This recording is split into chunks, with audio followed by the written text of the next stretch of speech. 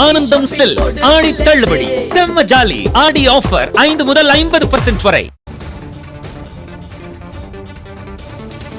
அண்மை செய்தியை பார்த்துக் கொண்டிருக்கின்றோம். சற்று முன் நாடாளுமன்ற மக்களவையில் மத்திய நிதி அமைச்சர் நிர்மலா சீதாராமன் பொருளாதார ஆய்வறிக்கையை தாக்கல் செய்த நிலையில் ஆய்வறிக்கையில் எந்த மாதிரியான அம்சங்கள் இடம்பெற்றுள்ளன என்ற விவரங்கள் தற்போது வெளியாகியுள்ளது.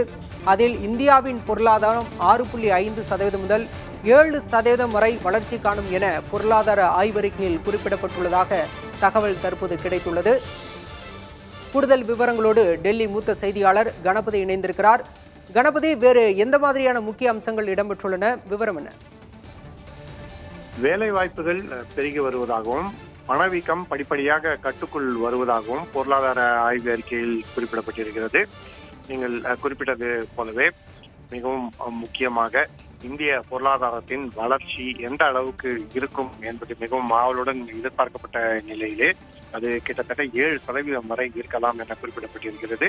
சமீபத்திலே IMF வெளியிட்ட ஒரு அறிக்கையிலும் இந்திய பொருளாதாரம் 7% வரை வளர்ச்சியை காணக்கூடும் என தெரிவிக்கப்பட்டிருந்தது.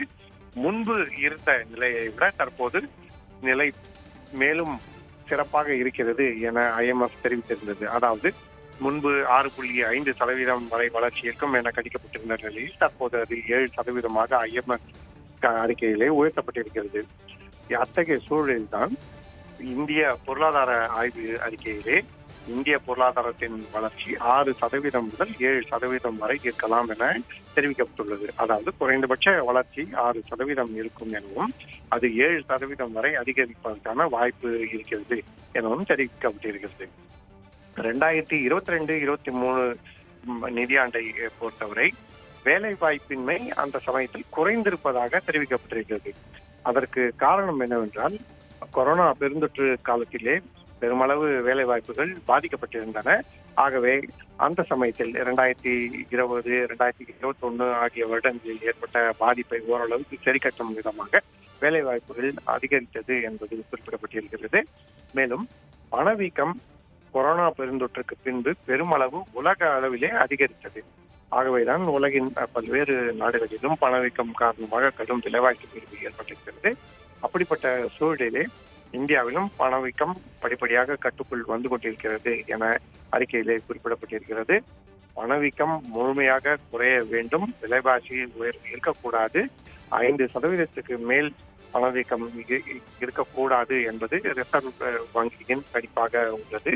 ஆகவேதான் ரிசர்வ் வங்கி வட்டி விகிதங்களை இன்னும் குறைக்காமலே இருக்கிறது.